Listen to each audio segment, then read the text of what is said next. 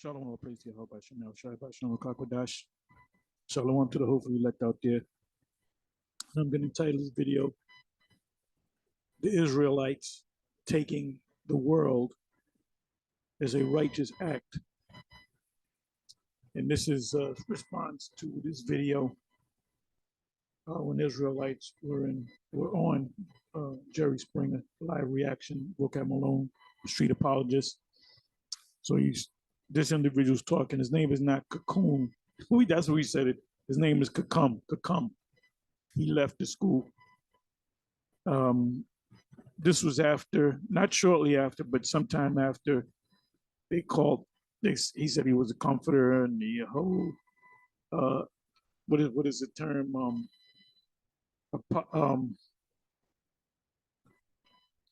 What's the term? Apostolic succession, which is a Roman Catholic terminology, meaning like the vicar of the Messiah, the Pope, and the cardinals. They're kind of taking the seat of the apostles in the past. So that's what that term means. So they used to do videos, and they would say, like he would say, Tazadakia, chief high priest and apostle of the apostolic succession. Like I said, look the word up. Apostolic succession is a Christian term. So he's going to say something, and then this guy's going to say something. This guy right here, Satan.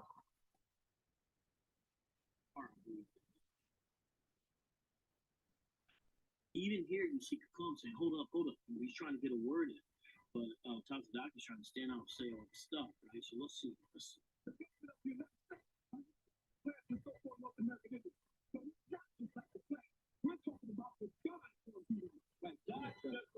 God's judgment for the 500 years of continual adjustment and continual adjustment. Now again, man, I misspeak all the time, so I get it. Now I know what he was trying to say. By the way, that's Cocoon. Cocoon was trying to say, it's Kakum. It's Kakum. You got that from us because we used to call him Cocoon. It's Kakum. Continual injustice. And by the way, God is going to judge that stuff. Some of the stuff he's talking about, we don't disagree with. Now, the context and the way they frame it is all backwards. You know what I mean? And by the way, they're not against stealing land.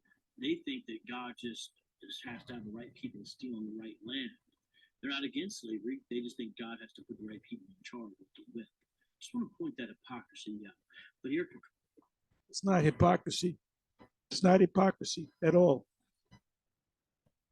Because if it was, then the Lord would be the ultimate hypocrite. We're going to take the land, as thus saith the Lord, what the scriptures say. So the first scripture that popped up, a handful of scriptures popped into my head. But the first scripture that popped into my head is Deuteronomy. Let me bring it up. Deuteronomy. I'll just hit two scriptures. Deuteronomy 7.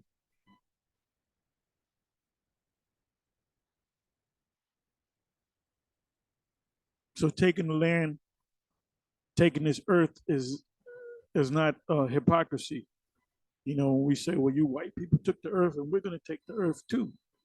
So like I said, he's saying that we're being hypocrites because we're doing the same thing that the so-called white man did. Well, the white man did it because the Most High put the spirit on him to do it. But we're going to do the same thing. That's called payback, revenge. You reap what you sow, reciprocity, karma, whatever you want to call it. So this is Deuteronomy 7:1.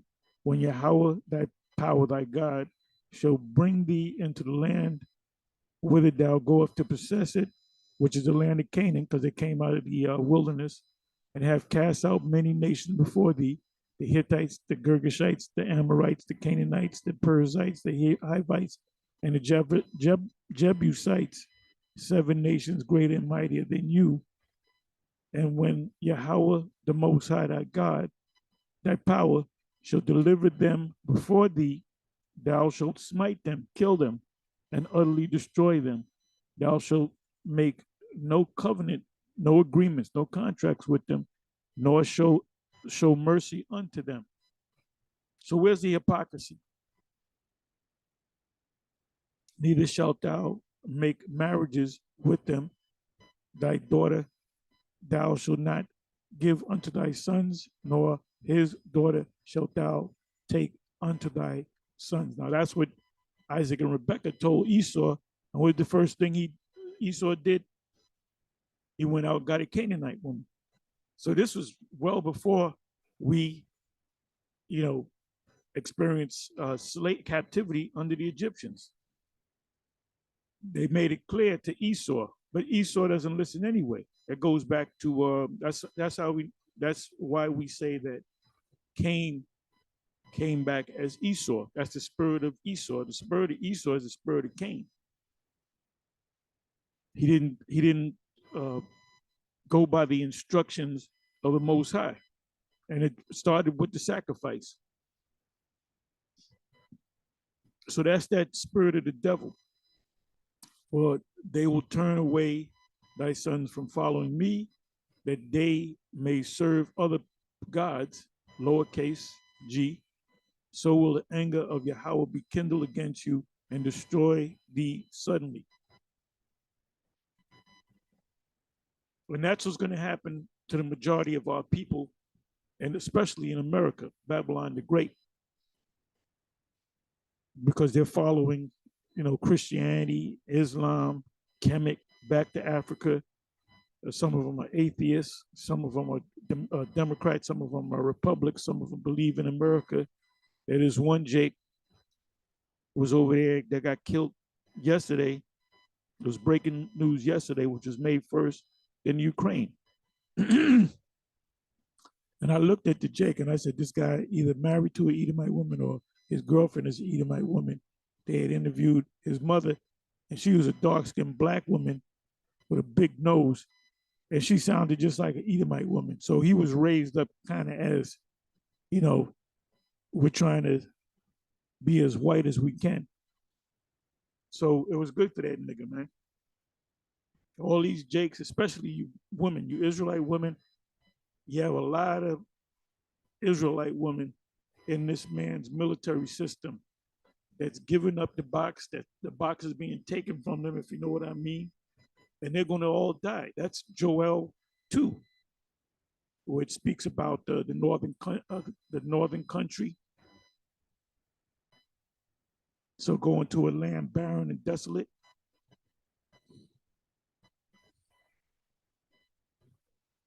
So as you read on, basically what it's saying, we're going to take the land.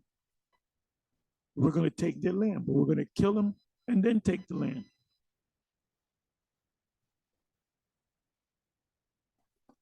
For thou art a holy people. This is why he said, don't marry them, because you are holy people.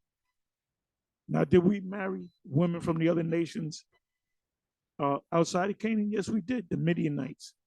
We killed off. We were commanded by Moses, which he got the commandment through the Most High. The Most High was dealing directly with him. And he said, among the Midianites, that's in Numbers, either Numbers 30 or 31. Moses gets mad at them because they're dealing with the women that had husbands, that the husbands were killed. He said, don't deal with the husband, the men, kill them off. The women that have been married to men, kill them off. The little boys, kill them off, and save to yourself the girls, the little girls, the young girls that are not married as of yet. And then what you do is you take them home, you let them experience puberty, and then you go in unto them. And who did you produce? You produce Israelites. So that bullshit about, well, if your mother's not an Israelite, then you're not an Israelite. You are who you are based upon your father. So anybody's teaching that stupid nonsense, the Lord is not dealing with you. Point blank, period. So now let's go to another. Well, Revelation 13:9-10, he that leads into captivity shall go into captivity. He that killeth with the sword must be killed with the sword. It says of Jacob and Esau, the elder shall serve the younger. That's justifiable slavery. I'll give you one more precept.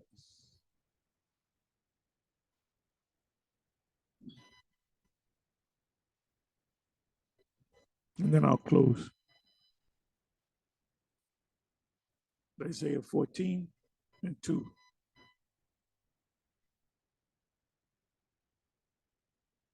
And the people shall take them and bring them to their place, and the house of Israel, the Israelites, shall possess them in the land of the Lord, Yahawah, for servants and handmaids, and they shall take them captives, whose captive they were, and they shall what? Rule over their oppressors. And it shall come to pass in the day, which is the kingdom, that Yahawah shall give thee rest, which is the kingdom, from thy sorrow and from thy fear and from the hard bondage wherein thou was made to serve. That thou shalt take up this proverb against the king of Babylon. It's not talking about the king of ancient Neo-Babylon. It's talking about this Babylon. We're supposed to tell them that they're going down. That's why you have the camp set up out there. It says that thou shalt take up this parable against the king of Babylon and say, how hath the oppressor ceased, the golden city cease. Let's look up the word proverb.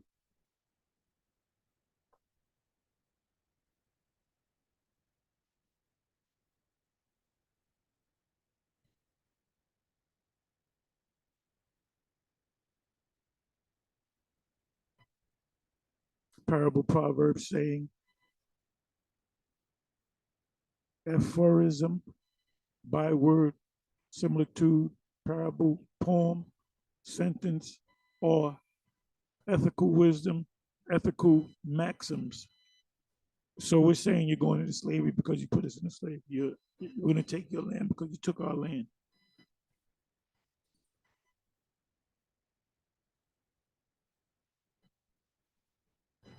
Of sentences constructed in parallelisms, usually of Hebrew wisdom, but occasionally of other types. Which means we're telling you that you're gonna go down before you go down. So when you go down, you know why we were out there on the highways and the byways and on YouTube constantly telling you where you're gonna go. Give you one more precept. Psalms 2.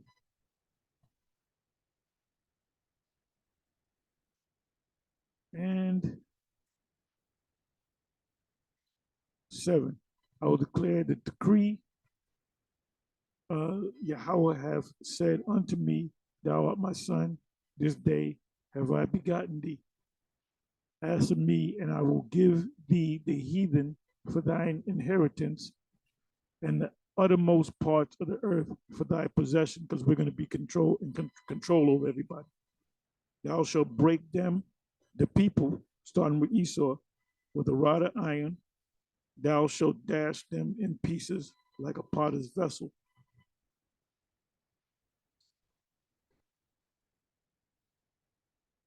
So here's some more spaghetti for your plate.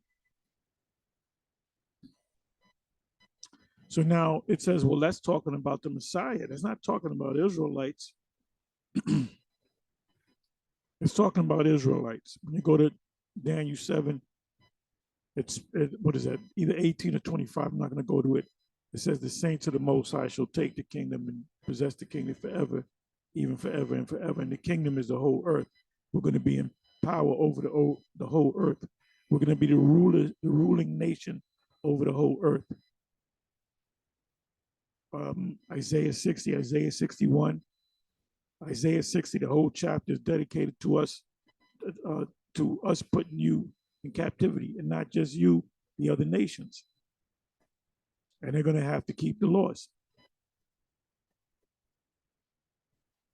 Amos, was it Amos 9 and 11 on down? Speaks about the house of David being reborn, a renaissance of Israel. But before you go down, we got to tell you that you're going down. What is that? 2 Thessalonians 2.